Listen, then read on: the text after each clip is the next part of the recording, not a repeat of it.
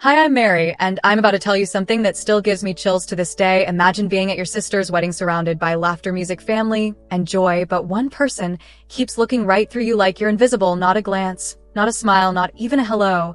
And that person just happens to be the father of the groom, someone you've never even met before, and yet he decided from the very beginning that you didn't deserve a single ounce of respect. Well, let me tell you.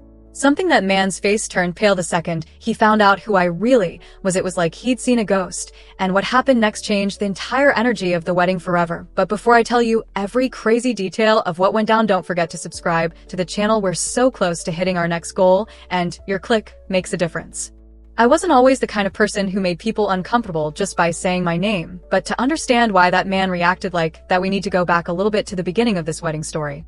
My little sister was getting married, and honestly, I was so happy for her. She had always dreamed of a big romantic wedding with lights, flowers, and a guy who looked at her like she was the only person in the world. And well, she found him, or at least she thought she did. The guy was from a rich family, like really rich, the kind of people who always wear suits even when they're just picking up coffee. The wedding was planned like a royal event, and my sister wanted everyone to feel included. She made sure I had a nice dress, a seat at the front, and even a speech to give during the reception. But the moment I arrived, something fell off. I noticed it right away. The father of the groom gave me this cold look like I didn't belong there, and from that second on, he made it pretty clear that he didn't want me around. At first, I tried to laugh it off. Maybe he was just nervous or tired, or maybe I was imagining things, but the truth hit me hard when the ignoring turned into something much worse. At the rehearsal dinner, I noticed it again. He greeted every single person, even people he barely knew, but when I stood in front of him, smiled, and said hello, he looked past me like I wasn't even standing there. It felt strange, but I let it go, thinking maybe he didn't hear me. But the next day it happened again.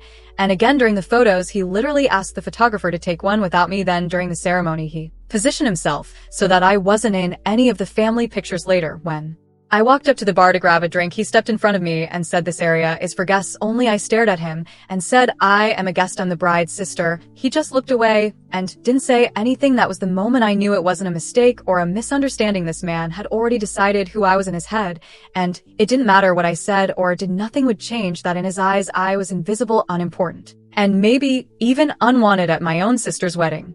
And just when I thought it couldn't get any more uncomfortable, the whisper reached my ears, something someone said behind my back that changed everything and made his cold behavior make a lot more sense.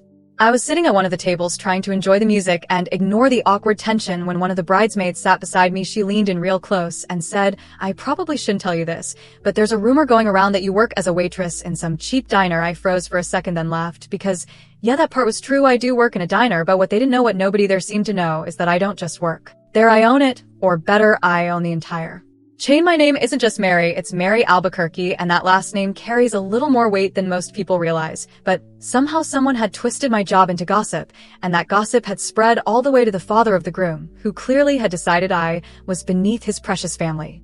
From that moment, the way he looked at me made more sense, but it didn't make it any less painful, and what came next pushed everything to a whole new level of disrespect.